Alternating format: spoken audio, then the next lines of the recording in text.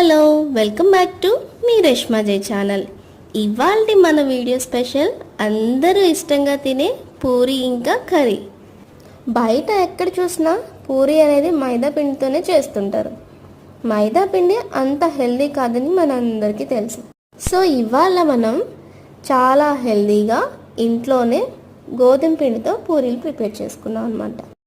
పూరీ కోసం గోధుమ పిండిలో బొంబాయి రవ్వ, షుగర్, అలాగే పాలు వేసి మరీ కలిపాను. ఫుల్ వీడియో మన యూట్యూబ్ ఛానల్లో ఉంది, తప్పకుండా చెక్ చేయండి. మీరు కూడా తప్పకుండా ట్రై చేయండి.